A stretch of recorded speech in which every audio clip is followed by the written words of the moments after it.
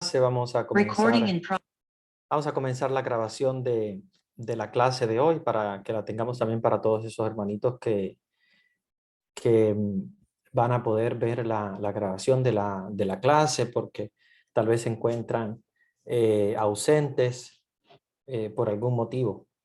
Bien, vamos a comenzar entonces nuestra clase de hoy y lo vamos a hacer continuando con lo que nos habíamos quedado de la hermosa discusión, ¿verdad?, de la vez pasada sobre la función de santificar de la iglesia, los sacramentos, en específico el matrimonio. Recuérdense que habíamos hablado que este curso de Derecho Canónico es muy largo, son muchos los temas, pero lo que es el derecho matrimonial, que es el centro, de alguna manera u otra, del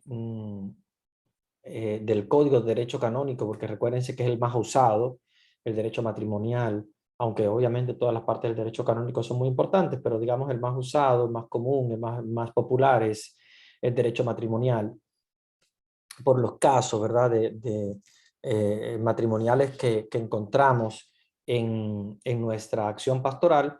Por eso es que le estamos dando esta importancia. No quiero que lo perdamos en este curso, porque hay mucho contenido y nos podríamos quedar fuera si no vemos lo que es la función, ¿verdad?, de santificar de la iglesia, en específico el sacramento del matrimonio. Vamos a hablar entonces de los impedimentos, ¿verdad?, que es donde nos habíamos quedado nosotros la vez pasada. Nos habíamos quedado en los impedimentos del matrimonio para poder entender cuándo un matrimonio puede celebrarse, cuándo un matrimonio no puede absolutamente celebrarse. Entonces, el impedimento dirimente inhabilita a la persona para contraer matrimonio válidamente. Y se considera público el impedimento que puede probarse en el fuero externo. En caso contrario sería oculto. O sea, un impedimento se puede probar, puede verse, entonces se llama un impedimento público. Cuando es algo en la iglesia llamamos fuero interno y fuero externo. Se dice fuero, es una palabrita un poco confusa, pero la palabra fuero interno se refiere a todas aquellas cosas que no son públicas, que no se hacen públicos. Por ejemplo, una persona puede ser infiel en el fuero interno, quiere decir que se lo comunica tal vez a otra persona, pero nadie lo vio, o sea, no es público. Nadie lo vio, simplemente él puede habérselo comunicado a alguien y por eso se habla del fuero interno, porque en una dirección espiritual, en una confesión, sale desde el fuero interno. Cuando ya es público, no sé, lo vieron que entraba en un motel, por ejemplo, ya nos referimos a lo que se llama el fuero externo, porque es algo público, la gente lo ha visto, ¿ok? Entonces, le compete de modo exclusivo a la autoridad suprema de la Iglesia declarar cuando el derecho divino prohíbe o dirime el matrimonio, ¿ok? Cuando lo prohíbe, cuando no tiene la persona la facultad para poder contraer matrimonio. Igualmente, la autoridad suprema tiene el derecho de establecer otros impedimentos respecto a los bautizados, ¿ok? Entonces, siempre es la autoridad competente, en este caso, el sacerdote, el obispo. Queda reprobada cualquier costumbre que introduzca un impedimento nuevo o sea contraria a los impedimentos existentes. Entonces, el ordinario del lugar, acuérdense siempre, ¿quién es el ordinario del lugar? El obispo. ¿Okay? Siempre el ordinario del lugar es el obispo, porque tiene un poder ordinario. ¿ok? No es extraordinario. Extraordinario es cuando a alguien no le compete esa autoridad y se le da momentáneamente. Sin embargo, el obispo no. El obispo está de modo ordinario siempre en su lugar, o sea, en su diócesis. Entonces, el ordinario del lugar le puede prohibir en un caso particular el matrimonio a sus propios súbditos, o sea, a los feligreses de su diócesis, donde quiera que residan, y todos los que de hecho moren dentro de ese territorio. Ya sea que pertenezcan a una parroquia y estén en otra parte, o sea que estén viviendo en ese lugar. Solo la autoridad suprema de la Iglesia puede añadir a esta prohibición alguna cláusula. Exceptuados aquellos impedimentos cuya dispensa se reserva a la sede apostólica, el ordinario puede dispensar de todos los impedimentos de derecho eclesiástico a sus súbditos. Y los impedimentos cuya dispensa se reserva a la sede apostólica son: 1. El impedimento que prohíbe de haber recibido las sagradas órdenes o el voto público perpetuo de castidad un instituto religioso o de derecho pontificio. Y les explico a qué se refiere esto. Hay un impedimento para las personas que obviamente han recibido algún tipo de ordenación. Hay un impedimento de matrimonio, ¿verdad? Ustedes lo saben, ¿ya? Eso es normal. Es bien claro de que en ninguna persona que haya recibido un tipo de ordenación puede acercarse al matrimonio, ¿verdad? Es un impedimento. A propósito de esto, hago un paréntesis porque yo sé que ustedes están interesados en seguir lo que ha dicho el Sínodo de Obispos de Alemania. Las respuestas del Papa son siempre muy claves, muy claras. ¿Ok? El Sínodo alemán ha propuesto al Papa ordenar a personas casadas.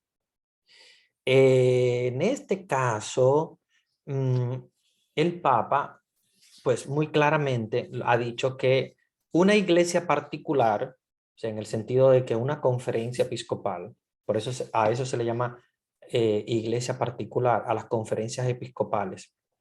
Una iglesia particular no puede cambiar absolutamente lo que son las normas de la iglesia universal, ni tampoco para su iglesia en particular, si van en contra de lo que ya se ha nombrado, ¿verdad?, como normativa para la iglesia universal.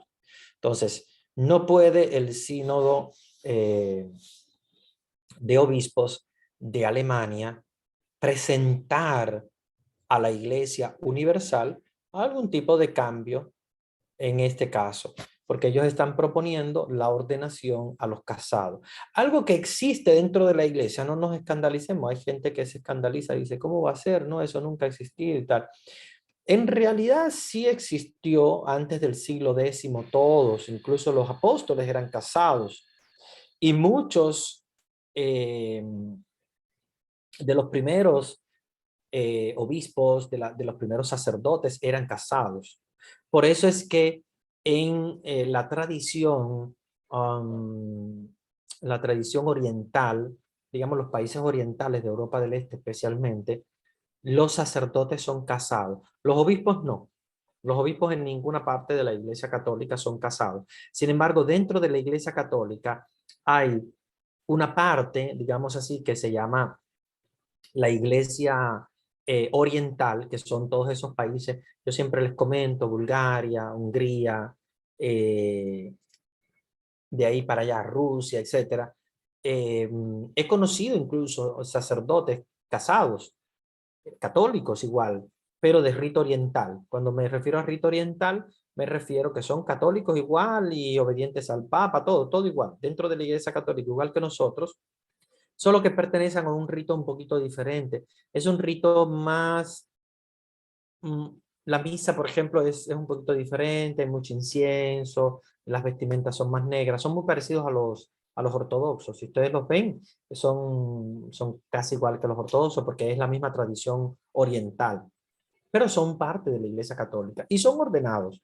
Y he conocido muchos que tienen una vida muy santa, a pesar de estar en matrimonio, y como les decía, no es algo que siempre la iglesia lo ha tenido, es algo que empezó a existir cuando la iglesia reflexionó sobre los consejos evangélicos, que Jesús fue casto, obediente y pobre. Y por lo tanto, entonces se unió todo lo que es el mundo de los consejos evangélicos, de pobreza, castidad y obediencia, también al sacerdocio. Y a partir de un cierto punto, pues la iglesia dictó la normativa de solo ordenar a los célibes. Y aquellos que ya estaban casados, pues seguían casados, pero se empezaron a morir, a desaparecer, digamos ya los sacerdotes casados, y quedó en nuestra parte occidental, como les decía, o sea, Europa, América completa, todo el continente americano, África, mucha parte de África, no toda, porque hay parte de África que tiene rito oriental. Todo eso quedó con la normativa del celibato para los sacerdotes. Y entonces con el tiempo, después del siglo X, empezaron a pasar los años y ya quedaban solamente sacerdotes con el celibato. O sea, que solamente pueden ser célibes, o sea, no casados. Sin embargo, en el rito oriental, y de hecho el código de derecho canónico de ellos es diferente, tengo otro código de derecho canónico, a pesar de estar dentro de la iglesia, el Papa también aprobó ese código de derecho canónico, ellos sí permanecían con la posibilidad de ordenar a casados. Escuchen que es importante esto para que no se confundan, no es porque hay gente que por ahí dice, padre, ¿y qué pasa si el Papa autoriza a casarse a los sacerdotes como que todos van a salir a casar? No, no, eso es una equivocación, nadie piensa en eso porque eso no puede pasar, es imposible. Lo que podría pasar, y les estoy diciendo que el Papa obviamente ha dicho que no, pero que podría pasar y que es lo que está proponiendo el Sínodo de Obispos de Alemania, ordenar a casados, ¿ok? O sea, es diferente, o sea, el que ya es sacerdote, célibe, permanece así para siempre, no puede cambiar, porque una vez tú recibes la ordenación, tú permaneces así, de esa manera. Si estabas célibe, célibe para toda la vida. Y si estás casado, pues casado, obviamente, hasta que la muerte los separe, obviamente, ¿no?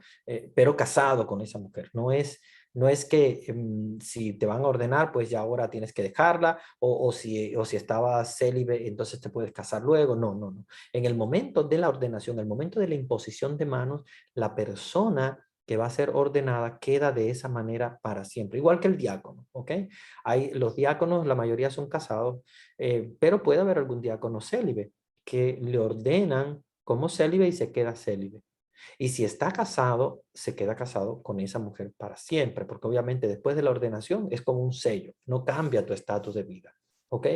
Entonces, lo que están proponiendo los obispos alemanes es ordenar a personas casadas, porque tienen una crisis muy grande de vocaciones. O sea, yo lo entiendo mucho porque viví no en Alemania, pero en Italia, que hace frontera con Alemania y la realidad es prácticamente igual, donde hay mucha escasez de sacerdotes.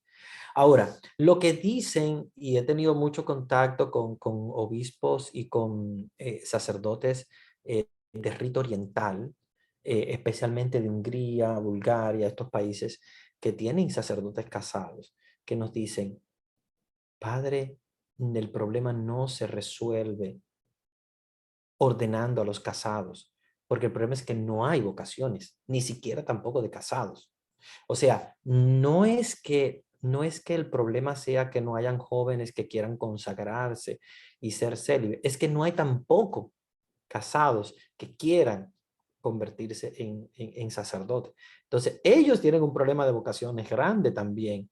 O sea, el problema no es que a veces pensamos, ah, no, pues se resuelve porque entonces ordenando a casados, pues ya va a haber muchos sacerdotes. No, los países donde tienen ordenaciones de casados también tienen la misma situación que tenemos nosotros los países de sacerdocio con celibato. Entonces, no es un problema que se resuelva de esa manera. Por eso es que el Papa ha dicho al sínodo alemán que no pueden ellos cambiar las normativas de la iglesia como iglesia particular. Ahora bien, es una manera de hablar. Yo pienso que todas todas las iglesias particulares en todo el mundo tienen la posibilidad de expresar sus ideas, sus criterios. Y bueno, pues la iglesia alemana está preocupada por las vocaciones, está ofreciendo una manera de resolver el problema, a pesar de que no es la manera más adecuada, porque realmente no ha dado resultados, no ha dado resultados. Entonces, por eso el Papa le dice, mira, no pueden ustedes dictar una normativa para toda la iglesia, ni siquiera tampoco para Alemania, porque nosotros somos iglesia universal y la iglesia universal está unida, ¿verdad? Toda ella en una sola doctrina, un solo pastor, una sola normativa de la iglesia, ¿ok? Y entonces esa es la que nosotros obedecemos. A pesar de que, como les digo, en la historia del celibato, encontramos que el celibato no es que haya existido siempre, como les dije, no existió siempre. Antes se ordenaba también a los casados. No es una situación para mejorar de alguna manera u otra la situación con las vocaciones, porque de hecho en lugares donde es aceptado el matrimonio en los sacerdotes, también tienen problemas de vocación. Eh, por eso es que no ha contestado el Papa, simplemente les ha dicho, no es una doctrina que esté ahora en consideración. Ahora, ¿podemos hablar que en un futuro puede estar en consideración? Sí, sí puede estar en consideración. No es algo que digamos, esté cerrado ni nada. En un futuro, quién sabe, nosotros tal vez no lo podamos ver, lo verán los más adelante, probablemente se discuta en algún sínodo, pero un sínodo de la Iglesia universal, no un sínodo de la Iglesia particular en un país, sino tiene que ser en un sínodo de la Iglesia universal, de toda la Iglesia. Se puede discutir el tema, aunque yo personalmente, ya eso es un criterio mío personal, no de la Iglesia universal, sino un criterio mío personal, creo que va a ser muy difícil la aceptación de este paso, porque la Iglesia cambió más o menos en torno al siglo X, de tener sacerdotes casados y célibes, a pasar a una iglesia con solamente célibes. ¿Por qué?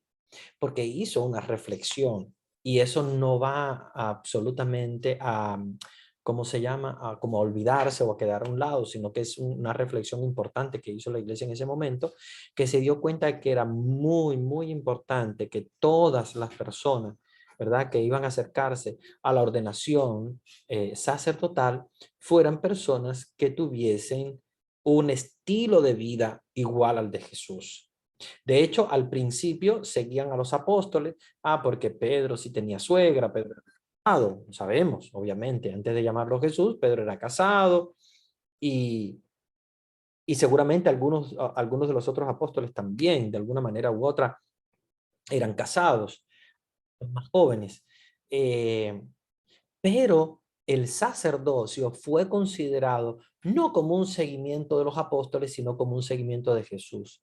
Y al Jesús ser célibe, al Jesús ser, ¿verdad?, casto y puro, entonces se busca que el sacerdote tenga también ese mismo prototipo, esa misma doctrina, esa misma manera, ¿verdad?, de llevar su vida. Entonces, yo les he hablado sobre eso porque, bueno, en este canon nos habla del impedimento de las personas que han recibido las sagradas órdenes o un voto, puede ser también un religioso, no tiene que ser un sacerdote, puede ser un religioso, una religiosa, que han recibido votos, cualquier tipo de votos, pueden ser votos temporales o votos perpetuos, eh, si han recibido votos de castidad, entonces el impedimento le corresponde a la Santa Sede. ¿Qué quiere decir esto? Le voy a explicar. Si un sacerdote quiere abandonar el sacerdocio, casarse por la iglesia, puede hacerlo, pero le corresponde a la Santa Sede, directamente al Papa, dar ¿cómo diríamos? Dar esa facilidad, ¿verdad? Dar esa voluntad de decir, sí, está aceptada este requerimiento de este sacerdote que quiere en este momento pues abandonar su celibato, abandonar el sacerdocio, aunque bueno, va a ser sacerdote para toda la vida. Ustedes saben que eso es un sacramento que no se borra, pero el Santo Padre es el único que puede dar ese permiso de poder abandonar el sacerdocio y contraer matrimonio. Eso se puede hacer. Hay veces que hay personas que dicen, pero ¿cómo va a ser? Va a decir, es un sacerdote. Claro, no va a hacerlo en el lugar donde era sacerdote, donde lo conocían, ¿no? Y tal. Generalmente el Papa lo que pide es que puede hacerlo, pero tiene que irse a otro lugar. Entonces, tiene que firmar la renuncia.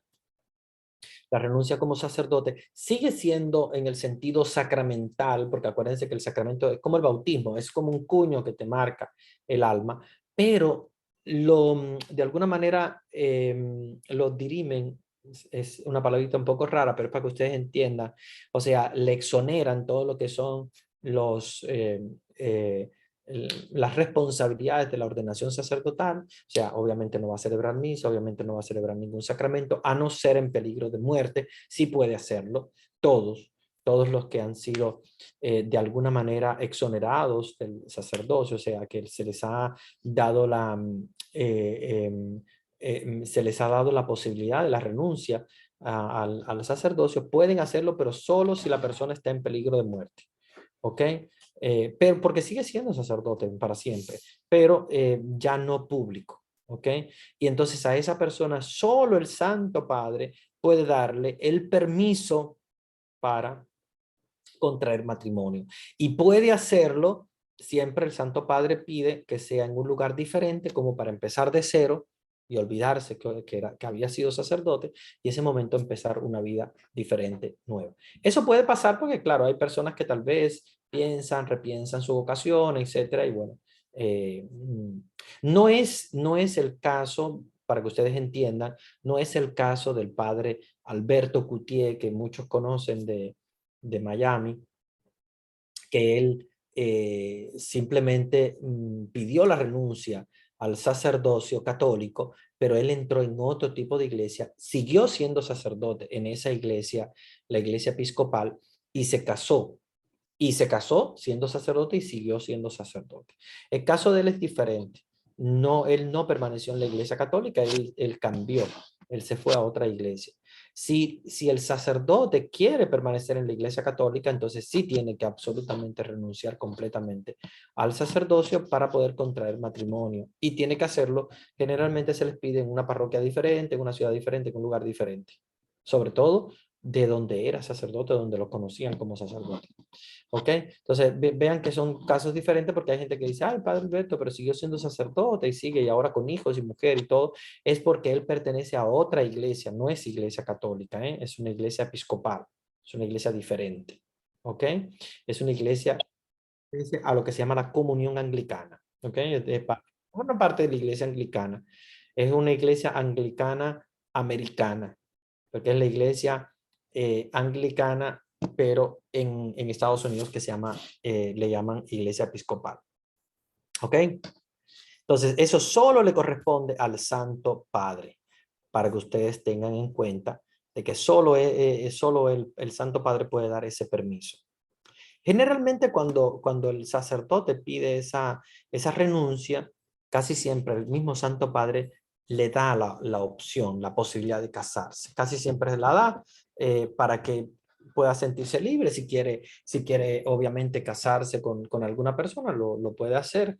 Se la da, pero advirtiendo que no puede ser obviamente en un lugar donde ya lo conocían. Y el impedimento de crimen, ¿verdad? Del cual trata el canon 1090, ¿ok? Que es el impedimento del crimen. Solamente el Papa puede dar el permiso a casarse por la iglesia a alguna persona que haya cometido un crimen del cual nos habla el canon 1090. Vamos a ir al canon 1090 un momentito para hablar sobre el crimen y comentarles de qué se trata para que ustedes vean. ¿Quién, con el fin de contraer matrimonio con una determinada persona, causa la muerte del cónyuge de esta o de su propio cónyuge, atenta inválidamente ese matrimonio? O sea, les explico. Por ejemplo, tú estás casado con una mujer, sea Pedro, está casado con María, ¿ok? Y quiere casarse con Juana. Y para casarse con Juana, envenena a María, por ejemplo. Bueno, parece un poco de novela, pero puede pasar. Envenena a María, no sé, de alguna manera causa la muerte de María. Para poder casarse con Juana, eso se llama, obviamente, crimen, ¿ok? Crimen para contraer el matrimonio. Entonces, solo le corresponde al Papa ese impedimento. O sea, esa persona ya está impedida de casarse, porque él cometió un crimen y basado en ese crimen, no quiere decir un crimen de que cualquier persona que haya cometido un crimen no puede casarse. No, obviamente hay personas que de alguna manera u otra han cometido algún crimen y de alguna manera u otra, pues pueden contraer matrimonio, ¿no? Tienen que quedarse célibes toda la vida una persona por haber cometido algún crimen, quién sabe si en su adolescencia o lo que sea. Sin embargo, no nos estamos refiriendo a cualquier crimen, sino que nos estamos refiriendo al crimen de su cónyuge o al cónyuge de su pareja. Por ejemplo, Pedro está soltero, pero Juana está casada con Ernesto, ¿ok? Por ejemplo. Y lo que hace Pedro es matar a Ernesto para poder casarse con Juana. Entonces, eso también es crimen de matrimonio. Y por lo tanto, esa persona que causa el crimen no puede absolutamente casarse. Ni con Juana ni con nadie, ya está impedido. O sea, tiene ese impedimento. ¿Quién puede borrar ese impedimento? Solamente el Santo Padre. Solamente el Papa puede hacerlo. ¿Ok? Para que tengamos en cuenta cuáles son, qué es lo que le corresponde, ¿verdad? Al Papa de poder, obviamente, realizar como supremo de la iglesia y qué es lo que sí puede hacer tal vez el ordinario, que en este caso sería el obispo. ¿Ok? Entonces, ya dijimos que al Papa le corresponde si es un sacerdote que ya estaba casado o una persona que ha cometido un crimen de matrimonio. Bien, entonces, estoy acá, ok, el canon 1090. Nunca se concede dispensa del impedimento de consanguineidad en línea recta o en segundo grado de línea colateral. Vamos a ver cómo explicamos esto porque esto es un poquito complicado de entenderlo. Bueno, la consanguineidad en línea recta es más fácil de entender. ¿Qué pasa? La Iglesia Católica no concede nunca, nunca la dispensa para el matrimonio a una persona que se va a casar con un pariente suyo consanguíneo en línea recta. ¿Y a qué me refiero en línea recta? Línea recta, acuérdense que son tú, tu mamá, tu abuela, ¿verdad? Esa es la línea recta porque es la línea de descendencia, o sea, tu mamá, tu abuela, o tu papá, tu abuelo, etcétera. Y tampoco hacia abajo, los hijos, los nietos, los bisnietos, etcétera. Todo eso es una línea recta porque acuérdense que en el árbol genealógico se llama línea recta de consanguineidad. Apréndense eso, son palabritas un poquito difíciles, pero son muy técnicas importantes para poder entender el, el derecho matrimonial. O sea, nunca, nunca en línea recta de consanguineidad. Consanguíneo quiere decir que tiene la misma sangre, consanguíneo, ¿ok? Que tiene la misma. Entonces, nunca a un consanguíneo en línea recta, o sea, me estoy refiriendo en línea recta, me estoy refiriendo a aquellos que son ascendientes o descendientes. ¿Qué quiere decir ascendientes o descendientes?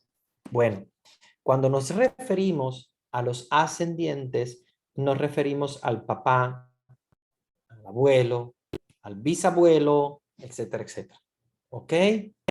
Y tampoco aquellos que son eh, mm, consanguíneos en línea recta de descendientes.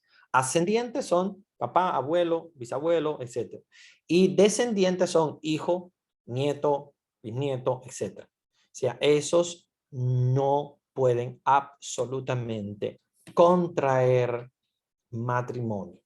¿Ok? Entonces, eso es muy importante que lo tengamos nosotros en cuenta para poder entender esa línea recta ascendiente o descendiente de consanguineidad. Ahora, las líneas colaterales son diferentes. Las líneas colaterales son hacia los lados. Acuérdense que las líneas rectas ascendiente descendiente son los abuelos, papás, etcétera, hijos, ya. Y los de segundo, de línea colateral, nos estamos refiriendo, entonces, en línea colateral, sería los hermanos, ya. Por ejemplo, si tú tienes un hermano, una hermana, son en línea colateral porque ya no es hacia arriba, sino hacia los lados. ¿Ok? Hacia los lados quiere decir que son personas que son consanguíneas, pero son personas que tienen prácticamente tu misma sangre, pero más o menos tu misma edad. ¿Ok? Sería en este caso los hermanos. ¿Ya? Entonces es una línea colateral de primer grado. Esto es importante, ¿verdad? Que nosotros podamos entender esas líneas colaterales, en este caso de grados, que son, por ejemplo, los hermanos, ¿verdad? Los hermanos. Entonces, no puede absolutamente tampoco casarte ni con tu padre, ni con tu madre, ni con tu abuelo, ni con tu abuela, tampoco con tus hermanos. ¿Ok? Porque allí con los hermanos nos estamos, ¿verdad? De alguna manera, llegando ya a un segundo grado de línea colateral, que puede ser por consanguinidad, que puede ser a veces por afinidad. Aquí el Código de Derecho Canónico nos habla de consanguinidad, no nos dice de colateralidad. Por ejemplo, una cuñada, ¿ok? Bueno, si está soltera, obviamente, si está casada con tu hermano, pues tu cuñada no puede. Pero si en un futuro, no sé, ellos no están casados o se murió el hermano o lo que sea, no te impide el matrimonio con una cuñada porque son líneas colaterales, pero no son de consanguinidad, o sea, no tienen la misma sangre. Tú no tienes la misma sangre de un cuñado, sino que sí tienes la misma sangre de tu hermano, ¿ok? En este caso. ¿Okay? Ya las líneas más allá, que son, por ejemplo, porque hay gente que me preguntan, padre, con los primos. Bueno, con los primos sí, no hay problema ninguno, aunque de todos modos no resulta ser lo ideal, pero no hay impedimento ninguno en este caso para primos que serían ya los terceros grados. Ok, ya si terceros grados ya sería un impedimento, no sería impedimento. Un segundo grado sí sería impedimento, segundo grado de líneas colaterales. Entonces esto es muy importante que nosotros lo tengamos en cuenta para que podamos entender esas líneas de parentesco, porque antes, antiguamente, sí había muchos casamientos en las familias, ¿ok? Pero tenemos que entender los grados que, que pueden llegar, ¿verdad? Cada uno de los, digamos de alguna manera, de los parentescos, ¿verdad? De los parentescos. Entonces, vamos a resumir. Primer grado, vamos a hablar del primer grado. En línea recta ascendente por consanguineidad, padre y madre. ¿Ok? Primer grado en línea ascendente por afinidad, no es consanguinidad. Esto no implica, son el suegro y la suegra. Entonces no implica la consanguinidad. Ojo con esto, recuerden.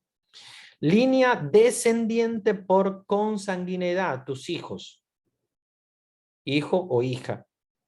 Línea recta descendiente por afinidad, tu yerno, tu nuera. Recuérdense que las afinidades no hay impedimento en el derecho canónico de las afinidades, sino solamente la consanguineidad.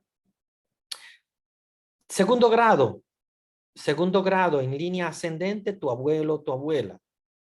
En línea descendiente, tus nietos y tus nietas. En líneas, perdón, colaterales, por consanguinidad, los hermanos y las hermanas. Y por afinidad son los cuñados y las cuñadas, pero acuérdense que las afinidades no implica el impedimento. Entonces, resumiendo, ¿quiénes están impedidos? Padre, madre, hijo, hija, abuelo, abuela, hermano, hermana. ¿Ok? Aquí no nos está absolutamente impidiendo, por ejemplo, el caso de los primos que siempre preguntan. Aunque yo siempre les digo, es mejor siempre buscar fuera de la familia. ¿Por qué buscar dentro de la familia? Si obviamente fuera de la familia puedes encontrar también personas con las cuales contraer matrimonio para no involucrar la consanguinidad. Pero si es dentro de la familia es importante cumplir con digamos de alguna manera este mandamiento o este impedimento, ¿verdad? De la consanguineidad. Sea en línea recta cualquier grado, cualquier grado que sea, puede ser primero, segundo, tercero, cuarto grado, en línea recta y en líneas colaterales, el impedimento es hasta el segundo grado. Bien, entonces, en peligro de muerte, el ordinario del lugar puede dispensar a sus propios súbditos, cualquiera que sea el lugar donde residen, y a todos los que de hecho moran en su territorio, tanto de forma que se debe observarse en la celebración del matrimonio, como de todos y cada uno de los impedimentos del derecho canónico. ¿Ok? Recuérdense que el ordinario es el encargado de dispensar los que moran dentro de su territorio algún tipo de dispensa que pueda hacerse en cuanto al derecho matrimonial. En las mismas circunstancias de lo que hemos hablado, pero solo en los casos de que ni siquiera sea posible acudir al ordinario del lugar, tiene la misma facultad de dispensar. Entonces, en este caso, el párroco, el ministro delegado, ministro del sacramento, y el sacerdote o diácono que asisten al matrimonio. ¿Ok? Y en peligro de muerte, el confesor goza también de dispensar en el fuero interno de los impedimentos ocultos, tanto en la confesión sacramental como fuera de ella. O sea que en este caso, el confesor también tiene la posibilidad, porque conoce a la persona del fuero, en el fuero interno, qué es lo que ha vivido, qué es lo que siente, qué es lo que padece, etcétera. Y entonces, claro, cuando es en peligro de muerte, el confesor puede tener la potestad de dispensar de algún tipo de impedimento. No sé, pongamos que una persona tiene el impedimento de, no sé, del crimen, por ejemplo, pero el confesor conoce más que nadie el fuero interno, o sea, lo que le ha confesado, y entonces él puede, cuando es peligro de muerte, ¿ok? Y intervenir para, digamos, de alguna manera, eh, quitarles el impedimento a estas personas que han sido impedidas del matrimonio. Pero solo en peligro de muerte el confesor entonces puede intervenir. ¿Ok? En caso de que de esto, ¿verdad? De lo que hablábamos anteriormente, se considera que no es posible acudir al ordinario del lugar si solo puede hacerse por telégrafo o por teléfono. O sea, si no puede acudirse absolutamente al obispo porque no está en las posibilidades. O solo puede hacerse por telégrafo o teléfono, que ustedes saben que estas cosas no se pueden hablar de esa manera. Entonces, sí, el, el ordinario puede dar la facultad al párroco o al confesor, como les decía, de poder dirimir de algún tipo de impedimento. Siempre que el impedimento se descubra cuando ya está todo preparado para las nupcias y el matrimonio no pueda retrasarse sin peligro de daño grave, hasta que se obtenga la dispensa de la autoridad competente, gozan de la potestad de dispensar de todos los impedimentos exceptuados que se enumeraron anteriormente. ¿Quién? El obispo, siempre que el caso sea oculto, todos los que se mencionaron anteriormente, observando las condiciones que se prescriben. Recuérdense que si el obispo entiende que puede dirimir y es algo oculto, obviamente no es algo público que se conozca, entonces él puede también hacer la dispensa, o sea, dar la posibilidad de casarse a esa persona que tiene ese impedimento. Esta potestad vale también para convalidar un matrimonio si existe el peligro en la demora y no hay tiempo para recurrir a la sede apostólica o al ordinario del lugar, cuando se trata de impedimentos de los que puede dispensar.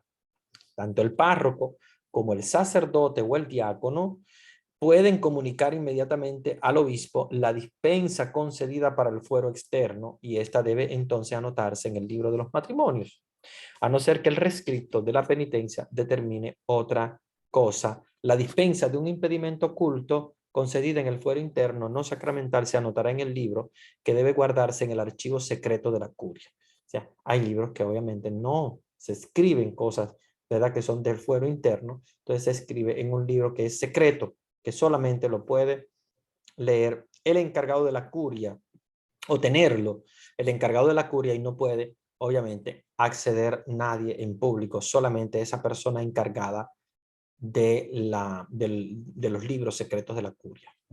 ¿Ok? Muy bien, vamos a ver ahora entonces cuáles son los impedimentos particulares. Estos son los generales, vamos a ver los impedimentos particulares. No puede contraer matrimonio válido. Oiga, el varón antes de los 16 años cumplidos, ni la mujer antes de los 14. Padre, ¿qué pasa si es un menor de edad? ¿La mamá puede dar el consentimiento? O sea, ¿los padres pueden dar el consentimiento? Sí, pero solamente si el varón ya cumplió 16 y la niña ha cumplido 14. Padre, pero es que son muy jovencitos. Sí, es que la realidad es que el derecho canónico es un derecho basado en el derecho romano, donde había matrimonios que se casaban bien jóvenes. Claro, ahora en la actualidad es muy difícil encontrar casos de jóvenes que se casan tan temprano. Más bien no, más bien al contrario, más bien ahora ya ni se quieren casar o se casan muy tarde. Pero la iglesia continúa manteniendo esta norma. Menos de 16 el varón, menos de 14 la mujer no pueden casarse. ¿Ok? Ahora, si ya cumplieron 14, ya cumplió 16 el varón, sí pueden hacerlo, pero acuérdense que se necesita absolutamente la, eh, digamos, la determinación de la familia, del papá y la mamá. En el caso de los que tienen entre 16 y 18 años para los varones y entre 14 y 18 para las niñas. Padre, pero ¿por qué esa diferencia? Los hombres tienen que tener más de edad y las mujeres. Porque el varón desarrolla más lentamente. Una niña después de los 14 se supone que ya ha desarrollado mental, psicológica y físicamente más que un varón a los 16, aunque de todos modos son niños y me parecen que no han desarrollado ninguno de los dos, pero el Código de Derecho Canónico, acuérdense que está basado en el Código de Derecho Romano, que fue el primer código de derecho del mundo. Acuérdense que el derecho nació en Roma. El Código de Derecho Canónico está basado completamente en el derecho romano. Para los romanos, estas edades tenían esta diferencia porque obviamente la niña desarrollaba más rápido y ya a los 14 años podía tener más o menos el mismo desarrollo que un varón de 16. ¿Ok? Entonces, por eso es la diferencia de las edades entre uno y el otro, aunque de todos modos ya les digo que es muy raro que pase y yo soy el primero que considero que todavía a esa edad no se tiene ni la preparación física, ni la preparación mental, psicológica y mucho menos la preparación económica como para poder casarse y fundar una familia. A no ser en países donde ya obviamente el desarrollo es muy rápido, los niños empiezan a trabajar incluso de pequeños y tal. Pero bueno, en la medida en la cual el mundo va desarrollando, estas, estas normas van quedando como un poquito obsoletas, ¿verdad? De alguna manera.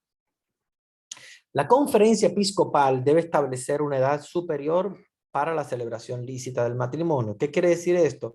Que el Código de Derecho Canónico coloca 16 y 14 a nivel general, pero la conferencia episcopal es la encargada de establecer una edad que debe ser superior a esta. Entonces, si la Conferencia Episcopal de los Estados Unidos dice no, 18 para hombre y mujer, tiene que ser mayor de edad, 18 o 21, lo que sea, entonces ya el Código de Derecho Canónico se adapta a cada una de las culturas y entonces en ese país tiene que observarse obligatoriamente esa edad. ¿Ok? Entonces no crean que esto es una edad así como para observarse en todos los países y ya pues en cualquier país pues una niña de 14 puede casar. Acuérdense que todo esto está basado en, en los códigos de derecho de cada una de las conferencias episcopales que entienden que obviamente hay siempre una edad superior a esta. Solo que debajo de esta ninguna conferencia episcopal puede decir nada porque obviamente esta es la normativa general. Entonces lo que les toca a las conferencias episcopales es establecer una edad superior para colocar la edad del matrimonio como válida y lícita. Entonces, la impotencia antecedente y perpetua. Ojo con esto porque es muy importante también. Hay gente que hace muchas preguntas sobre esto. Padre, y si la persona, bueno, como sabemos, siempre le decimos a los jóvenes no pueden contraer matrimonio. A ver, no, quería decir otra cosa, no es eso. No pueden tener relaciones prematrimoniales, o sea, relaciones antes del matrimonio. Siempre le decimos a los jóvenes. Y hay jóvenes que dicen, bueno, padre, entonces, ¿qué pasa si no conocemos la persona y tiene algún tipo de impedimento, como por ejemplo la impotencia? No se sabe porque, bueno, no han tenido relaciones hasta el matrimonio, pero llega el matrimonio y se dan cuenta de que hay una impotencia. O sea, el hombre padece de una impotencia. Entonces eso es un impedimento para casarse y eso hace que el matrimonio sea nulo. O sea, la impotencia, claro, ¿qué tipo de impotencia? No cualquiera. No es que ahora, no, pues mi viejito ya es impotente después de tal edad, pues ya el matrimonio entonces queda inválido. No, la impotencia tiene que ser antecedente. Lo está diciendo muy claro el Código de Derecho Canónico. ¿Qué quiere decir antecedente? Antes del matrimonio. Si te casaste y después de casada, al cabo del tiempo, pasaron meses, años, y, no sé, enferma de la próstata o lo que sea, no sé, el esposo, y queda con una impotencia, esa no se llama antecedente, sino que se llama precedente, o sea, posponente, no quiere decir que sea antecedente, o sea, que fue después del matrimonio. ¿Por qué? Porque en el matrimonio les iba bien, no había problema ninguno, pues él era normal, pero les resultó tal vez una enfermedad. Eso no quiere decir que el matrimonio sea nulo, porque eso puede pasar, incluso puede pasar con la edad, puede ser con algún tipo de enfermedad, como les decía, de la próstata o de... No, eso no quiere decir que el matrimonio sea nulo. Matrimonio es completamente válido porque ese tipo de impotencia no es antecedente. Para que el matrimonio sea nulo, la impotencia tiene que existir antes de haberse casado. ¿Ok? Ya existía. Y cuando se dan cuenta, generalmente en la noche de bodas o, no sé, cuando van a tener su primera relación, se dan cuenta de eso, entonces eso sí es un impedimento y ahí lo que hace la esposa es presentar un proceso de nulidad matrimonial, o sea, anular el matrimonio por impotencia antecedente y perpetua. Ojo con esto. No solamente antecedente, sino que es perpetua, o sea, que no se resuelve. Porque si fuera resolvible, o sea, que es una enfermedad pasajera, porque obviamente puede pasar, hay personas que, por ejemplo, toman antidepresivos, los antidepresivos traen muchos de ellos impotencia. Pero eso es una impotencia que no es perpetua, es una impotencia pasajera. Pasa mientras está la persona en tratamiento. Después ya la persona puede volver a la normalidad y tener normalmente su vida normal.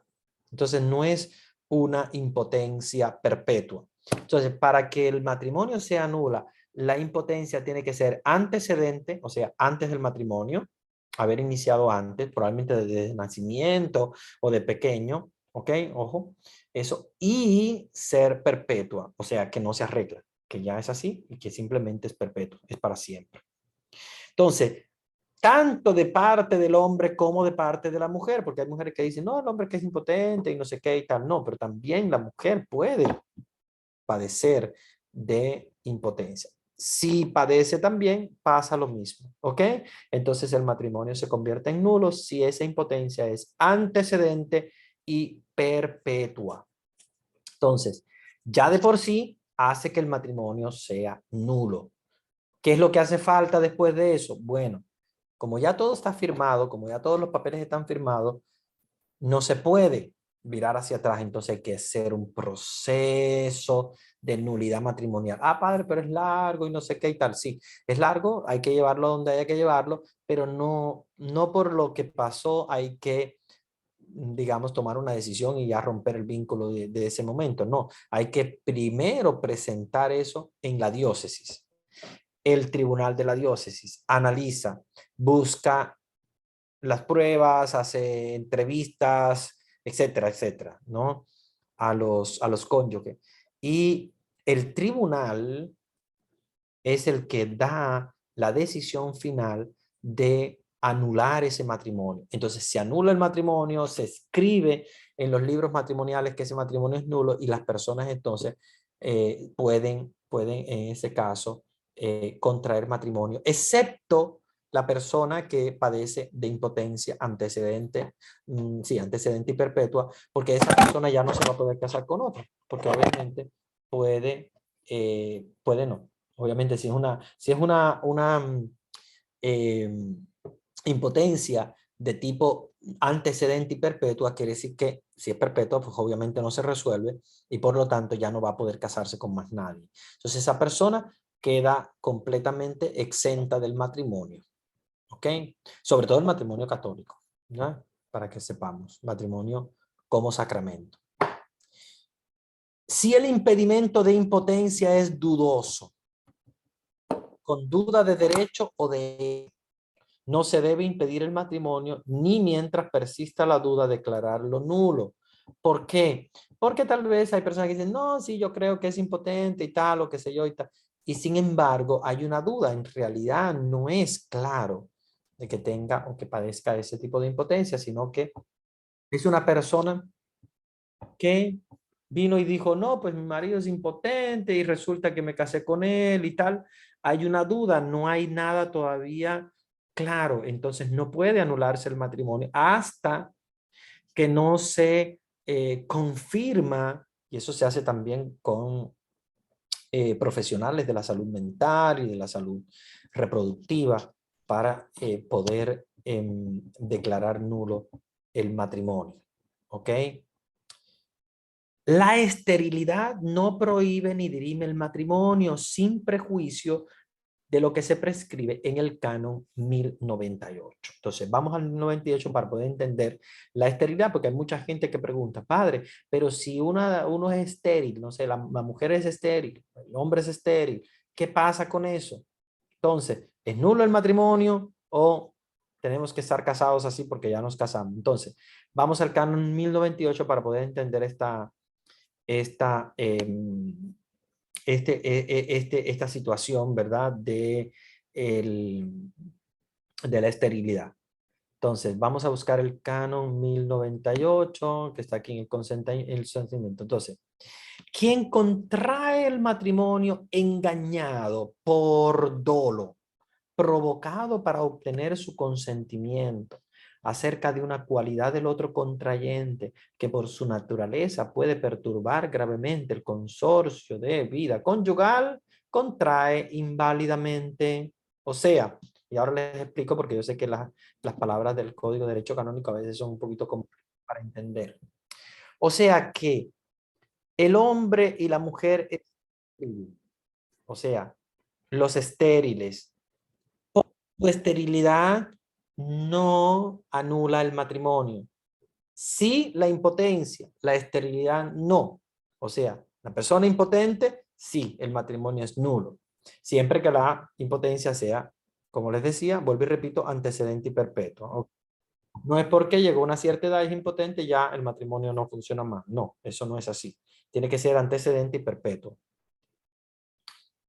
Si una persona es estéril, o sea, una mujer es estéril, no puede concebir hijos. O un hombre es estéril y lamentablemente no puede reproducirse, o sea, no puede embarazar a su esposa. Si uno de los dos tiene ese impedimento, no anula el matrimonio. O sea, no es que, porque es estéril, entonces el matrimonio es nulo, tú por tu lado, yo por el mío, porque aquí no hay matrimonio. No. A no ser, ojo con el canon 1098 que acabamos de leer, a no ser que el esposo o la esposa que no tiene ese problema haya sido engañado por dolo. Y esto es muy importante que lo tengan en cuenta. Le voy a hacer un ejemplo. El esposo sabe que es estéril. Bueno, no sé, tal vez estuvo casado antes, tal vez se hizo un examen, o tal vez el médico le dijo, mira, tienes un problema en tus partes y vamos a hacer una operación y no vas a poder tener hijos más en el futuro, lo que sea. Bueno, nada, que él sabe que es estéril. No se lo comunica a su esposa hasta después de casado. Entonces, ahí sí, el matrimonio es nulo. ¿Por qué? Porque él contrajo matrimonio bajo engaño y por dolo. Entonces, aquí, cuando la persona es engañada, esa persona puede presentar una nulidad matrimonial. Padre, yo quiero presentar una nulidad matrimonial porque mi esposo me ocultó de que era estéril, completamente libre, y está muy correcto poder presentar su nulidad matrimonial. ¿Cuándo se la van a conceder? Allí rápido, simplemente porque ella lo dijo. No, ella tiene que llevar testigos, tiene que hacerse un juicio, como se hacen los juicios normales. Recuérdense que para hacer nulo un matrimonio hay que hacer no solo un juicio, hay que hacer tres en realidad, porque hay que hacer un juicio en la diócesis y dos diócesis sufragáneas cercanas tienen también que decir la misma conclusión. Porque acuérdense que siempre hay una primera apelación, una segunda apelación. Esto es derecho romano, ¿eh? Yo sé que para los que han estudiado derecho les encantará esta parte. Para los que no son muy dados al derecho, yo les voy explicando poquito a poco todo para que entiendan los procesos, ¿verdad?, que se dan, porque es prácticamente el mismo derecho romano que siempre se hacía. Si un juzgado te da una sentencia, tú tienes la posibilidad de ir a la primera apelación, a la segunda apelación. Y en el caso de la nulidad matrimonial, casi siempre el que apela es lo que se llama el defensor del vínculo, que es más o menos lo mismo que un fiscal, para que ustedes más o menos tengan en cuenta. En estos juicios también, para anular un matrimonio, hay un fiscal. No se llama fiscal, se llama defensor del vínculo, pero es lo mismo que un fiscal, es el defensor del vínculo. Él trata de defender el vínculo. Y si lo declara nulo, se declara nulo en el juicio, él va a apelar a una primera apelación, va a una diócesis sufragánea, o sea, a otra diócesis, a otro juzgado diocesano o tribunal diocesano, como se le llama, a otro tribunal diocesano y vuelve de nuevo a presentarse el caso. Si lo declaran nulo, entonces va a una tercera y como dicen, a la tercera va la vencida. Ya allí, si no no procede, ¿verdad? El matrimonio como vínculo, entonces se declara nulo porque ya en los tres se declaró nulo. Entonces, es un poquito largo, yo sé que a veces es difícil porque hay personas que dicen, no, padre, a mí me engañó mi esposo, en realidad él era estéril y yo quería tener hijos y no sé qué y no sé qué, y quiero presentar la nulidad matrimonial porque no me lo dijo. O sea, no es por el impedimento de tener hijos, ojo con eso, porque acuérdense que hay matrimonios que se llaman incluso matrimonios josefinos, que ni siquiera tienen hijos, ni siquiera tampoco tienen relación, ¿no? Se llaman matrimonios josefinos. Pero los matrimonios donde ellos no pueden tener hijos, pero uno de los dos fue engañado, entonces sí, esa persona engañada puede presentar su nulidad matrimonial. No, ojo con esto, no es por la esterilidad, porque la esterilidad no es causa de nulidad matrimonial, sino que es por el engaño, ¿ok? Por el engaño. Entonces ahí donde tenemos nosotros que tener muy claro eh, la situación de la esterilidad. No es el problema de ser estéril, sino de haber sido engañado. Atenta inválidamente matrimonio quien está ligado por el vínculo de un matrimonio anterior, aunque no haya sido consumado. O sea, les explico, se casaron, no consumaron, o sea, nunca tuvieron relaciones, pero se casaron por la iglesia.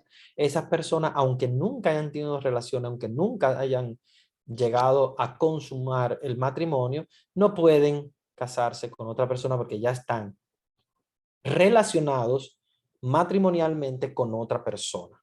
¿Ok? Entonces, nadie que esté casado, no por la iglesia, aunque esté casado por el civil con otra persona, no puede casarse por la iglesia con otro. O sea, tiene primero que presentar o la nulidad matrimonial en el caso de la iglesia o el divorcio en el caso civil. Si, por ejemplo, una persona, eso me lo preguntan mucho, mi padre, y una persona que está casado civilmente con otra persona, no sé, Pedro casado con Juana, civilmente, ¿puede casarse con Isabela? Él, si no está casado por la iglesia con nadie, solamente está casado por el civil con alguien, no puede. No puede hasta que no presente el divorcio civil. Ah, pero si es que se van a casar por la iglesia y él no está casado por la iglesia, no importa, no importa. Ya tiene una unión matrimonial civil. Entonces, ningún matrimonio que tenga, ¿verdad? Ningún matrimonio que tenga puede, de alguna manera, o sea, le da la posibilidad de casarse con otra persona, a no ser que presente su divorcio, tiene la carta ya del divorcio, o sea, de la aceptación del divorcio civil, o la nulidad matrimonial para el caso de un matrimonio católico, entonces ahí sí puede ya casarse con otra persona. ¿Ok? Bien. Aun cuando el matrimonio anterior sea nulo y haya sido disuelto por cualquier causa, no es por eso, no por eso es lícito contraer otro antes de que conste legítimamente y con certeza la nulidad y la disolución del precedente. Como les decía, no quiere decir que, no, pero yo me separé de esa persona, si ya nunca nos vemos, nos casamos, tenía 18 años y yo ni sé dónde existe, no sé dónde está. No importa, no importa. A pesar de eso, hay que presentar las cartas legales de que hay una disolución del matrimonio, sea civil o sea religioso, ¿ok? O sea, no solamente porque se haya declarado nulo o porque se hayan separado, lo que sea, sino que tiene que constar escrito. Es inválido el matrimonio entre dos personas, una de las cuales fue bautizada en la Iglesia Católica o recibida en su seno y otra que no es bautizada. Ojo con esto, hermano, porque yo sé que hay muchas personas que dicen, pero mi esposo no es bautizado y tal, tal, tal, tal, tal. Entonces, aquí el matrimonio entre una persona bautizada y una persona no bautizada es inválido. Entonces, ahora bien, ¿cuándo pueden dispensar de esta situación? Ok, hay una dispensa de este impedimento.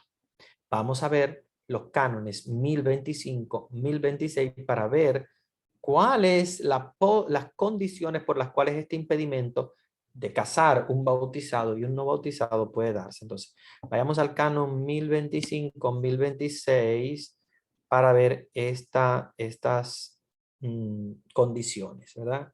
Entonces, aquí estamos, los matrimonios mixtos, ¿ok? Que bueno, no les voy a hablar de los matrimonios mixtos hasta que no llegue el momento, pero se los voy a adelantar para que sepan cuándo nosotros podemos hacer un matrimonio mixto entre un bautizado y uno no bautizado. Si hay una causa justa, razonable, el obispo puede conceder una licencia, ¿ok? Pero no debe otorgarla si no se cumplen estas condiciones. ¿Cuáles son las condiciones? Condición número 1, que la parte católica, y en este caso, por ejemplo, digamos que sea un hombre no bautizado y una mujer bautizada, una mujer católica. Entonces, la mujer, que es la parte católica, tiene que declarar que está dispuesta a evitar en cualquier situación que peligre apartarse de su fe. O sea, ella tiene que decir, mira, yo me voy a casar con uno que no está bautizado, pero nada me va a apartar de mi fe. Ok, perfecto. Promete sinceramente que harás cuanto sea posible para que tus hijos, la prole, ¿verdad? Se le dice la prole a los hijos, se bauticen y se eduquen en la iglesia católica. Sí, padre. Yo estoy dispuesta a, aunque a pesar de que mi futuro esposo no es bautizado, voy a llevar a mis hijos a la iglesia católica para que se bauticen y para que se eduquen en el catecismo de la iglesia católica. Perfecto, vamos bien.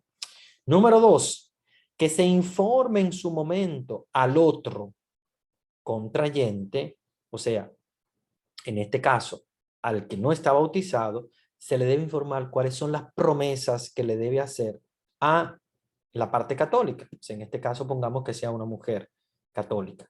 De modo que conste que él está consciente de la promesa y de la obligación que hace. ¿Okay? Va a contraer matrimonio para toda la vida, etcétera, etcétera. Esto es muy importante. Número 3, que ambas partes, o sea, el católico y el no católico o el no bautizado, sean instruidos sobre las propiedades y los fines del matrimonio. O sea, que se le diga, mira, matrimonio católico es para toda la vida, ¿estás de acuerdo? Sí. Matrimonio católico va a procrear hijos. ¿Estás de acuerdo? Ah, no, yo no quiero tener hijos. Bueno, ya estamos mal porque obviamente el matrimonio católico es para la procreación. Por lo tanto, si haces un matrimonio por la iglesia, tiene que estar abierto a la procreación. Ah, padre, pero es que ya se casaron viejitos. Bueno, ya se casaron viejitos es otra cosa. Obviamente no le vamos a pedir que tengan hijos, pero si se casan en edad reproductiva, tienen que estar abiertos a la vida, o sea, estar abiertos a procrear hijos. Sabemos que es para toda la vida, que no hay divorcio, etcétera. ¿Sí estás de acuerdo con casarte con la parte católica? Sí, sí, padre, no hay problema. Yo no soy católico, pero voy a aceptar que mi esposa vaya a la iglesia, que eduque a los niños en la iglesia. Yo sé que el matrimonio de nosotros es para toda la vida. De hecho, yo quiero vivir con ella para toda la vida y estoy de acuerdo con las promesas matrimoniales que se hacen en el matrimonio, a pesar de que yo no me voy a bautizar y no soy católico. Muy bien, el obispo puede dar ese permiso. ¿Ok? Es importante que lo sepamos. Porque hay gente que dice, ay, pero mi esposo no es católico y tal. Pues no, pueden casarse por la iglesia, pero tienen que darse estas condiciones y solamente el obispo es el que puede dar ese permiso. ¿Ok? Entonces, y el canon 1126 que nos dice, corresponde a la conferencia episcopal determinar tanto el modo según el cual deben hacerse estas declaraciones y promesas. Si la conferencia episcopal dice, no, esto tiene que quedar escrito, tiene que quedar escrito. ¿Ok? Entonces, acuérdense que todo lo que la conferencia episcopal decida sobre matrimonio mixto entra en vigor dentro de esas diócesis, o sea, de esa conferencia episcopal. ¿Ok? Bien, entonces volvamos de nuevo a los impedimentos particulares del matrimonio. Entonces dijimos que una parte católica bautizada y uno no bautizado no pueden contraer matrimonio a no ser que tengan ellos el permiso del obispo. Y como les digo, el obispo lo primero que va a hacer es lo que les decía, que el no bautizado esté consciente de lo que está haciendo, acepte que la parte católica va a mantener su fe y hay que respetarle su fe y va a educar a sus hijos bajo la fe católica, entonces sí puede dársele la posibilidad del matrimonio, que se llama matrimonio mixto, ¿ok? Del matrimonio mixto no voy a hablar hoy, porque creo que no me va a dar tiempo, no creo que me vaya a dar tiempo, así que tal vez el matrimonio mixto lo dejemos para, si no me da tiempo, lo voy a dejar para la próxima clase. Pero sí voy a trabajar este tema del matrimonio mixto porque es muy importante. ¿Ok? Entonces no se les olvide porque eso sí va a ser tema de la próxima clase. Si al contraer matrimonio una parte era comúnmente tenida por bautizada y su bautismo era dudoso, se recuerden siempre lo que les digo, que hay gente que, padre, sí, aquí vino a bautizar un padrecito montado en un caballo y no sé qué y tal, pero ni siquiera nos registraron en los libros. Entonces es dudoso el bautismo. Entonces se ha de presumir conforme al canon 1060 la validez del matrimonio hasta que se pruebe con certeza de que uno de los contrayentes estaba bautizado y el otro no. Entonces, mientras no se sabe, entonces nosotros, ¿verdad? Consideramos el matrimonio como un matrimonio normal hasta que se pruebe lo contrario, que se prueba de que tal vez la otra persona no haya estado bautizada. Esto sucede muy poco. ¿Por qué? Porque siempre para celebrar los matrimonios, pedimos el acta de bautismo. Hay que pedir también la confirmación, todo, porque obviamente tienen que tener todos los sacramentos, a no ser que haya un impedimento de alguna manera y que el párroco o el obispo dé el permiso para bautizarse sin los sacramentos. Pero sí, deben tener todos los sacramentos, hasta la confirmación. ¿Qué pasa si uno de los dos no está bautizado? Entonces vamos al capítulo del matrimonio mixto y hay que considerarlo como matrimonio mixto hasta que entonces podamos corroborar de que sea un matrimonio válido, mixto o no. Pero mientras tanto es un matrimonio válido, como les decía. ¿Ok? Atenta inválidamente el matrimonio quienes han recibido las órdenes sagradas. Obviamente una persona que ha recibido las órdenes sagradas y no tiene la carta del Papa que le exonera de las órdenes, entonces no puede absolutamente recibir el sacramento del matrimonio. Ya les digo, este código de derecho canónico es para las iglesias occidentales, o sea, Europa, casi toda Europa, parte de África y América, todo el continente americano.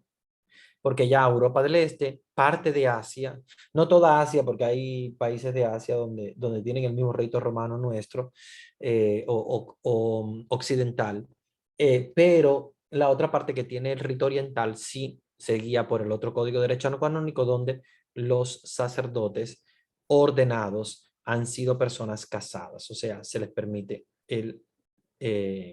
haber sido casados y permanecen casados como sacerdotes, pero solamente para la iglesia oriental o el rito. Decimos rito oriental porque no es iglesia oriental, no es otra iglesia, es la misma iglesia católica, pero de rito oriental.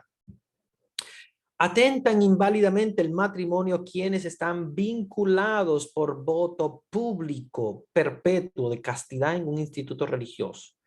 Una monja, un religioso, hermano, que tiene voto de castidad, no puede contraer matrimonio, a no ser que el voto sea disuelto. ¿Cómo se disuelven los votos? Lo mismo. También va a su congregación, la congregación anula los votos y eso va a la Santa Sede, al Papa. No puede haber matrimonio entre un hombre y una mujer raptada o al menos retenida con miras a contraer matrimonio con ella, a no ser que después la mujer, separada del raptor, hallándose en un lugar seguro y libre, ella elija voluntariamente el matrimonio. Una mujer ha sido raptada, obligada a contraer matrimonio, entonces ese matrimonio no es válido, es nulo, a no ser que ya la persona libre decida voluntariamente querer matrimonio con esa persona, que todos diríamos, bueno, esto sería el síndrome de Estocolmo, ¿verdad? Que la persona se enamora de su perseguidor. Pero bueno, eso es un criterio mío personal. La realidad es que el derecho canónico le permite a la persona que si está libre y voluntariamente y quiere contraer matrimonio, lo hace. Para mí, creo que hay que dar un poquito de tiempo, sobre todo para analizar que no sea un síndrome de Estocolmo, donde la persona está actuando no movida por su voluntad, sino por el síndrome de Estocolmo, que ustedes saben que es el síndrome de esas personas que se enamoran de su perseguidor. ¿Se recuerdan? En Estocolmo, eh, un robo masivo que hubo, así mal no recuerdo, creo que un banco, donde estuvieron tanto tiempo conviviendo adentro los raptores, o sea, los ladrones, junto con las víctimas que estaban allí, que las víctimas empezaron a enamorarse de sus raptores, de los, digamos, de las personas que habían cometido el rapto o el robo. Y eso fue en Estocolmo y por eso se le llamó psicológico, es un síndrome psicológico. La psicología le colocó el nombre de síndrome de Estocolmo a cuando las personas se enamoran de sus raptores, o sea, de alguien que le hace daño, de alguien que de alguna manera pues viene a robarle o viene a hacerle daño o a darle golpe y la persona se enamora de ese verdugo, de ese ladrón, de alguna manera, ¿no? Tal vez por el tiempo que pasa o porque lo encuentra de alguna manera atrayente por su estilo o lo que sea. Entonces, eso es un síndrome psicológico que se llama el síndrome de Estocolmo. Entonces, siempre hay que dejar como tiempo para que la persona asimile y se dé cuenta que no es algo real. Esto ha pasado mucho y de hecho hay muchas series que lo han ¿cómo se llama? De alguna manera lo han reproducido. Muchísimas. Yo sé que ustedes han visto varias series. De hecho, una de las últimas fue La Casa de Papel, famosísima, que pasaron por Netflix. La Casa de Papel, donde una de las rehenes se enamora de uno de los ladrones del Banco de España. Entonces, por eso hay que dejar tiempo para que la persona realmente esté en un lugar libre y voluntario y si deciden, bueno, pues sí. Pero si no, de lo contrario, ese matrimonio es nulo. ¿Ok? Quien con el fin de contraer matrimonio con una determinada persona causa la muerte, lo que hablábamos anteriormente, de ella. O sea, por ejemplo, causa la muerte de su esposa para casarse con otra, o causa la muerte del esposo de esa señora para casarse con ella, como en el caso de David, se recuerdan, que manda a matar a Urías para quedarse con su esposa. Eso también anula completamente el matrimonio. ¿Ok? Matrimonio nulo. También atenta inválidamente el matrimonio entre sí quienes con una cooperación mutua física o moral causaron la muerte del cónyuge. Lo mismo, de dos personas que causan la muerte de su cónyuge para, de alguna manera, pues juntarse. Sí, también cooperan mutuamente. En línea recta, ya esto sí lo habíamos hablado, el recta de consanguinidad, es nulo el matrimonio entre todos los ascendientes y descendientes, ¿ok? Tanto legítimos como naturales, ojo con esto, no es solamente el legítimo, sino también el natural, o sea, no solamente el padre, la madre natural, sino también el padre y la madre adoptiva, o la abuela adoptiva, o el hijo adoptivo, ¿ok? Es nulo este matrimonio. En línea colateral es nulo hasta el cuarto grado inclusive. ¿Ok?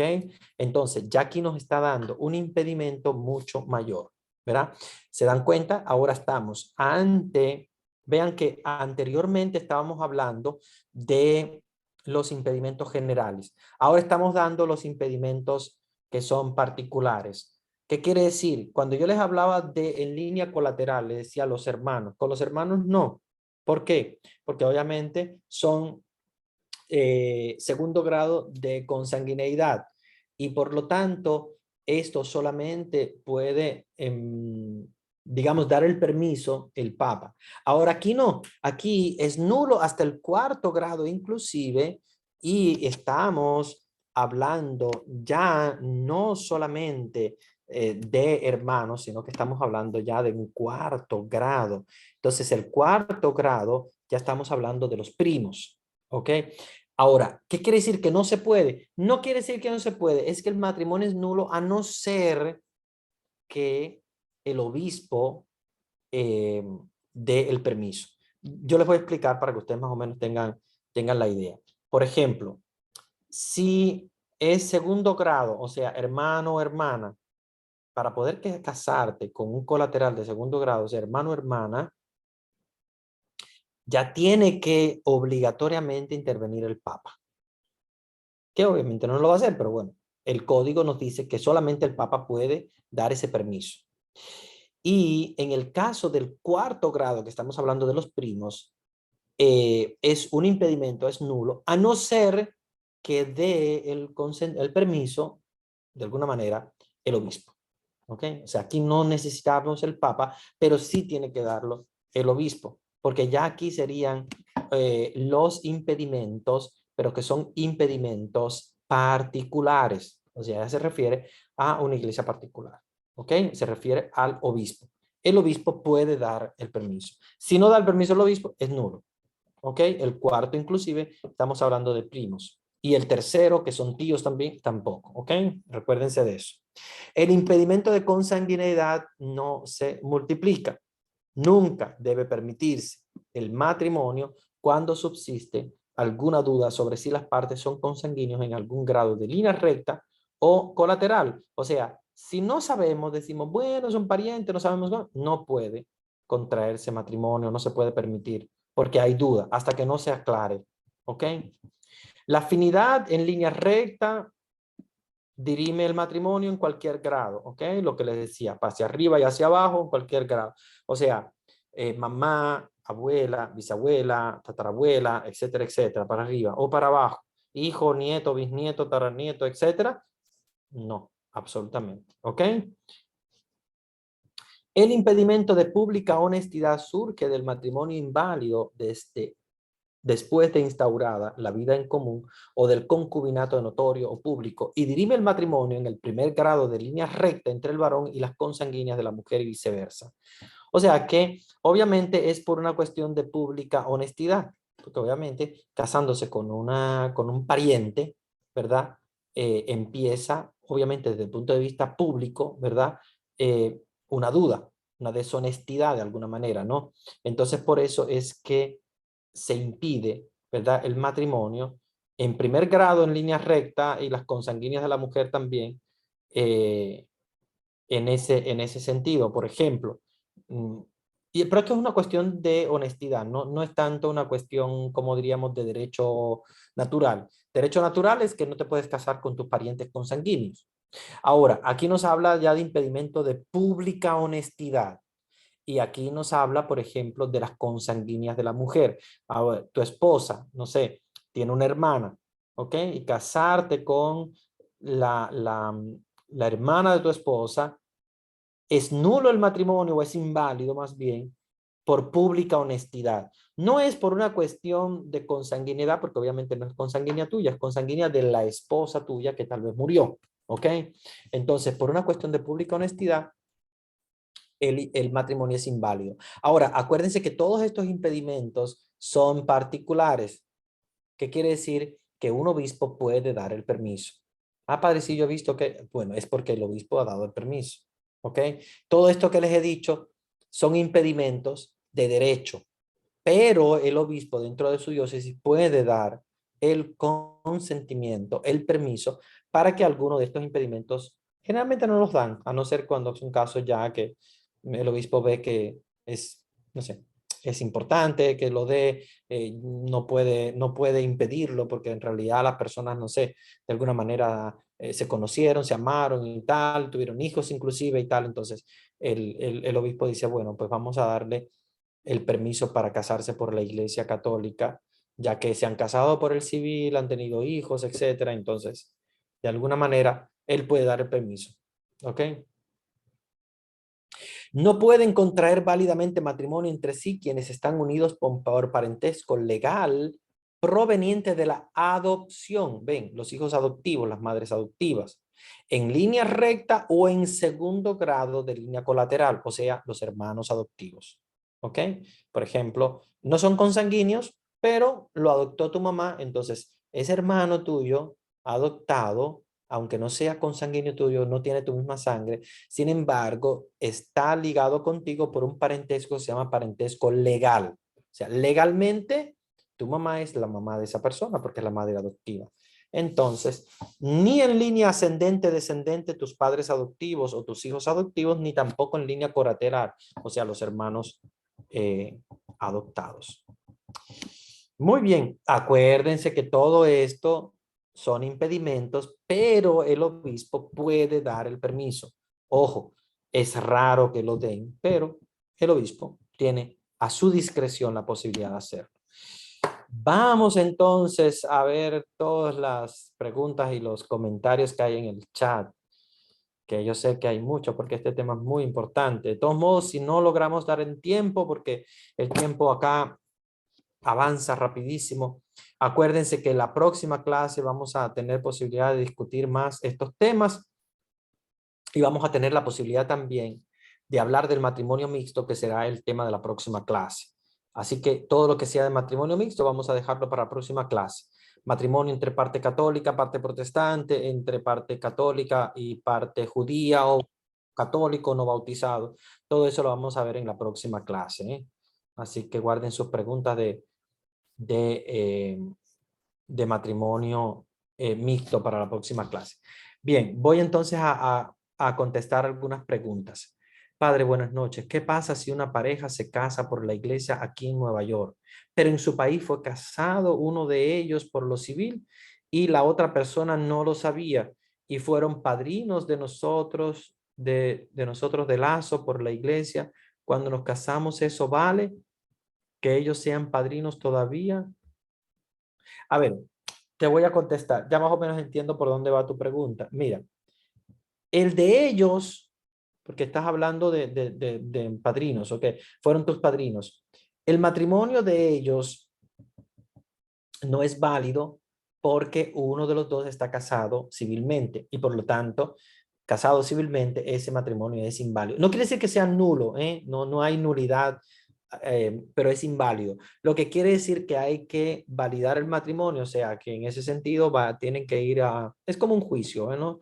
Al tribunal diocesano, hablar sobre la situación, buscar un divorcio civil en su país, aunque pueda divorciarse aquí, o no tiene que ir allá a divorciarse, puede hacerlo desde acá y se manda al tribunal civil de su país y ya eso ayuda para que el tribunal diocesano pueda lo que se llama convalidar el vínculo, o sea, convalidar el matrimonio, porque tal vez, obviamente, una persona no la sabía, la otra sí lo sabía, pero por engaño lo podría incluso llegar a ser nulo el matrimonio si ella presenta el matrimonio y el juez le da la nulidad matrimonial por engaño, como le decía, por engaño, por dolo, eso podría pasar. Entonces, sí, el de ellos quedaría inválido hasta que se pueda convalidar con un divorcio civil.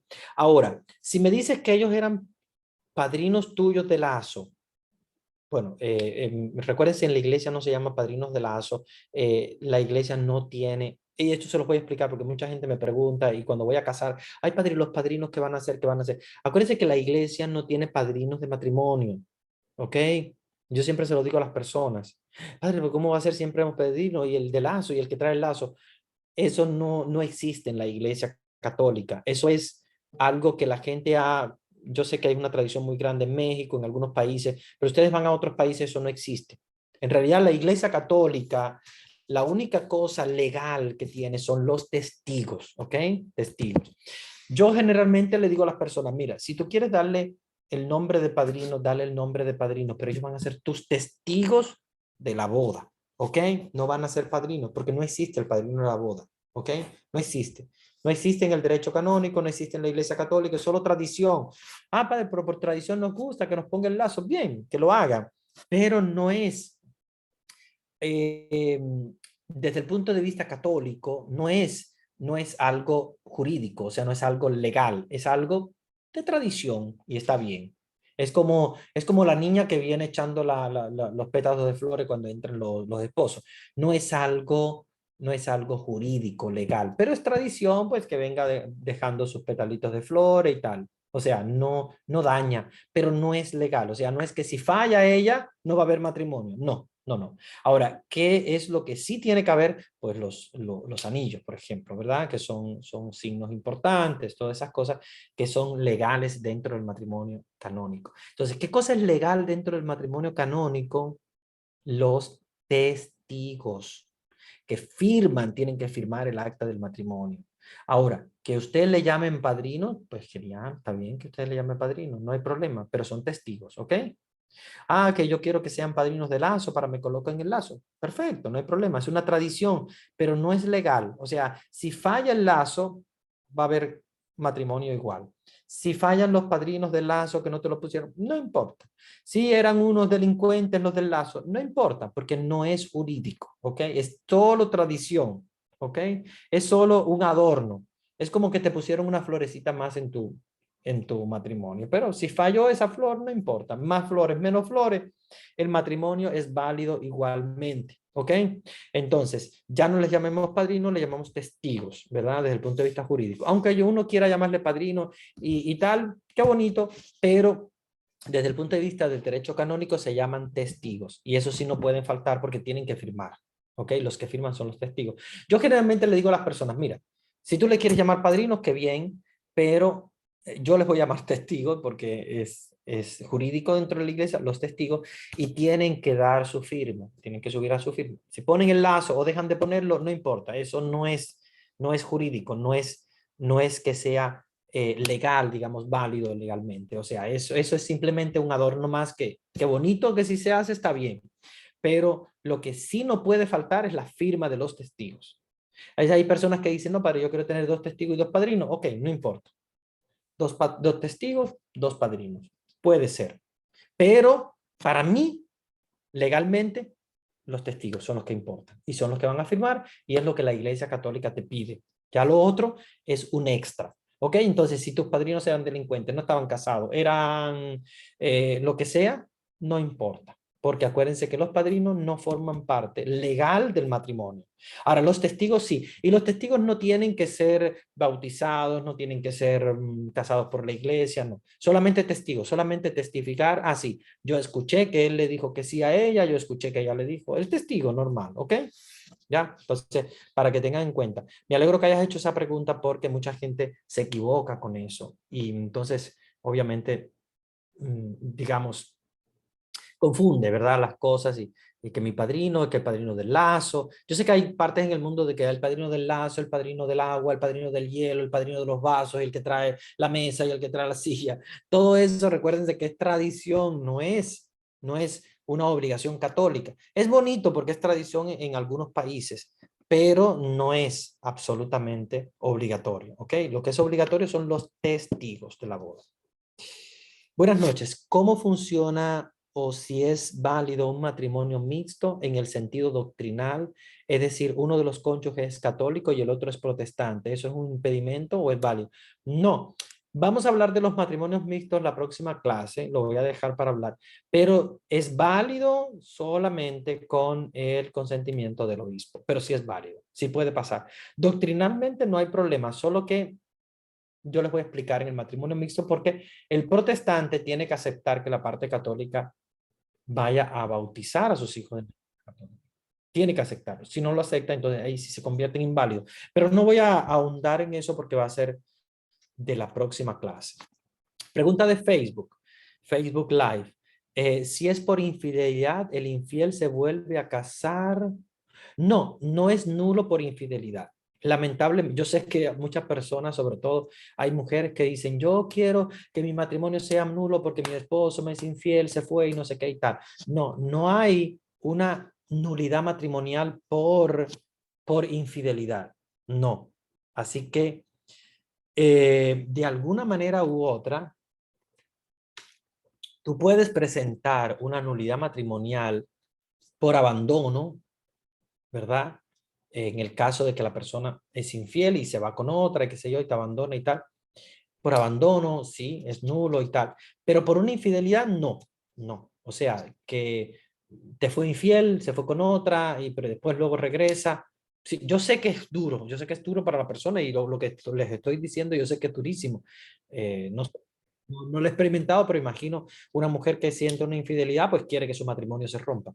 Pero recuérdense que el matrimonio es para toda la vida y una persona puede haber sido infiel, pero puede luego arrepentirse, etcétera. Entonces, no consideren nulo a una pareja que es infiel, ¿ok? Ahora, si esa persona es infiel y se casa con otra persona, entonces ya, ojo, esto es otra cosa, ¿ok? Y aquí sí es nulo. Tú puedes presentar la nulidad matrimonial por abandono. Pero si fue infiel porque se acostó con una mujer y tal, lamentablemente no es nulo el matrimonio. Yo sé que es duro y difícil de aceptar, pero no es, no es nulo el matrimonio. Pregunta 2 de Facebook Live, cuando se casan obligados por sus padres, eso sí es nulo completamente. Sí, eso sí es nulo 100%. Esta es una de las causas de nulidad más grande. Qué bonita la pregunta porque se puede anular el matrimonio si es nulo. Si uno de los dos dice, no, yo en realidad mis papás me obligaron, yo era muy pequeño, no sabía bien lo que estaba haciendo, es nulo, nulo.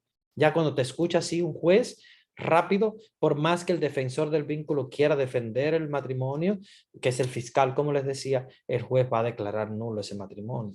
Y las apelaciones van a ser nulas. Eso es nulidad número 1. Pero hay que demostrarlo, ¿eh? ¿Ok? No es solamente decirlo, hay que tener testigos, etcétera, etcétera. Acuérdense que es un tribunal, es un juicio. No es que cualquiera va allí y dice, ya, a mí me obligaron o a este lo obligaron y tal. No, no, o sea, hay que demostrarlo, hay que tener testigos, hay que hacer un juicio, ¿eh? Padre, buenas noches. ¿Por qué no le dan trámite de nulidad del matrimonio de una pareja teniendo toda la documentación en orden solo por ser pobre? Tienes razón. Y el adinerado sí lo hacen. El Papa Francisco está luchando mucho con esto, pero tienes mucha razón, tienes mucha razón. Lamentablemente, el Papa Francisco está luchando mucho con esto porque son muy caros los procesos. Yo entiendo también los tribunales diocesanos que sean caros porque tienen que pagar abogados, jueces, fiscales, bla, bla, bla, toda una serie de personajes para poder hacer un juicio que obviamente es un juicio, aunque sea dentro de la iglesia y todo, pero son personas, ¿verdad? Que trabajan para eso. Laicos, muchas veces, la mayoría no son sacerdotes, hay algunos que son laicos, que son abogados. Entonces, pues ellos piden una cuota. Ahora, yo diría que busques la posibilidad, o sea, yo buscaría o en otra diócesis o incluso al mismo Papa o escribirle, porque el Papa está luchando mucho contra esto. El Papa está diciendo a las personas que no tienen posibilidades de pagar una nulidad matrimonial, hay que ayudársele para que lo haga. Entonces, sí, tú tienes mucha razón, tienes mucha razón. Yo creo que se está trabajando mucho en esto, pero hay que seguir insistiendo mucho. Una pregunta, un varón fue infiel hace 20 años, se arrepintió, ha pedido perdón en varias ocasiones y la mujer no lo perdona. Desde entonces es fiel, la esposa lo detesta, no lo respeta, es violenta, lo ofende psicológicamente, emocionalmente, no le habla solo para pedirle dinero, no le atiende en nada, vive en otra habitación, hay divorcio espiritual, es causa de nulidad matrimonial. No, lamentablemente por infidelidad, no. Ahora, si él quiere presentar un matrimonio, una nulidad matrimonial, recuérdense que no existe el divorcio espiritual, no, no existe. El divorcio no existe en la Iglesia Católica. O el matrimonio es válido o es nulo, ¿ok? No existe el divorcio. En la Iglesia no se divorcian. No es que ya estuvieron casados y se divorciaron, la iglesia los divorció, no. La iglesia declara nulo el matrimonio. Y para declararlo nulo, ya, yo les voy a decir cuáles son las causas de nulidad, porque no hemos llegado todavía, pero tiene que haber una de las causas de nulidad. Y ninguna de las causas es por infidelidad. Ahora, pero lo que tú estás manifestando aquí, que es una ofensa psicológica constante de la mujer, y lo detesta, es violenta, puede haber una causa de nulidad matrimonial. Hay que lucharla, ¿eh? No es una causa fácil, como la que me presentaron anteriormente de Facebook Live, donde me decía si estuvieron obligados a casarse por sus padres. Ese sí es rápido, nulo. Esta no es tan rápido, pero sí yo apuesto que puede ser nulo. Pero no hay divorcio espiritual, ¿eh? Lo que puede haber una causa de nulidad matrimonial hay que lucharla en corte, obviamente, sí hay que lucharla en corte. Pero yo creo que la actitud de la esposa, porque por una infidelidad no, por una infidelidad no. El problema está no en la infidelidad, sino que está en la guerra psicológica. Y eso sí puede lucharse como causa de nulidad matrimonial, porque hay un juego psicológico detrás de todo.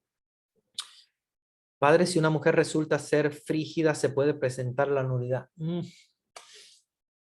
Hay que analizarlo. Yo te diría, primero hay que hablarlo con el confesor, presentar, porque claro, el confesor te va a hacer preguntas, porque aquí, así por ser frígida, frígida, no es causa de nulidad. Acuérdense que la causa de nulidad es la impotencia. La impotencia cuando es antecedente y perpetua. Ahora, la frigidez como tal no siempre es impotencia, por eso es que hay que indagar. Yo te diría primero el confesor, para que el confesor te ayude a descubrir si realmente esa frigidez es una impotencia o es una simple frigidez, que hay mujeres que son frígidas pero no son impotentes. Entonces, analizar bien y pues llevarlo a la corte, porque puede que en la corte se defienda la causa de impotencia, no de frigidez, sino de impotencia, y se confirme, entonces sí. Cuando uno de los cónyuges no tiene la confirmación, bueno, si no tiene la confirmación, tiene que buscar el permiso del obispo para que el obispo le dé la posibilidad. Y si el obispo da la posibilidad de casarse sin la confirmación, puede hacerlo. Pero si no, pues tiene que confirmarse. Tiene que confirmarse. ¿Ah? Tienen que confirmarse para poder casarse por la iglesia. No existe matrimonio canónico sin confirmación. Padre, ¿cuáles son las causas por las que una nulidad de matrimonio, uno de los dos no puede volver a casarse por la iglesia? Mira, una pregunta muy interesante. Una de las causas es la impotencia. Si es una causa de nulidad y no te deja absolutamente casarte de nuevo por la iglesia. Otra recuerdo que es el juego, el gambling, el juego compulsivo. Una persona, por ejemplo, que no puede dejar de jugar, que se juega el dinero constantemente, o que se llama también ludopatía, esa persona no puede casarse de nuevo por la iglesia, a no ser que se cure de esa enfermedad. Hay otras. Ya yo después se las voy a decir poco a poco cuando las veamos, pero estas las que vienen a la mente más comunes. ¿Dónde puedo comprar el libro de los derechos canónicos? No tienes que comprarlo, puedes simplemente bajarlo de internet, te lo voy a... Está, se los voy a poner se los voy a poner aquí en español, el link, se los voy a poner en el chat. A ver si ustedes lo copian. Ahí va. No tienen que comprarlo. Bueno, pueden comprarlo si quieren en alguna librería católica. No, a veces es un poquito costoso el código, pero lo tienen ahí completo en internet, en la página del Vaticano. Busquen vatican.va y ahí está el código de derecho canónico. Ahí les mandé el link. Si hacen clic en el link que yo les mandé, les va a abrir en español el Código de Derecho Canónico y todos los libros. Yo ahora mismo estoy trabajando en los cánones, para que ustedes me sigan, los que quieran seguirlo también escrito. Estoy en la función de santificar de la iglesia. Voy a empezar los matrimonios mixtos, el canon 1124.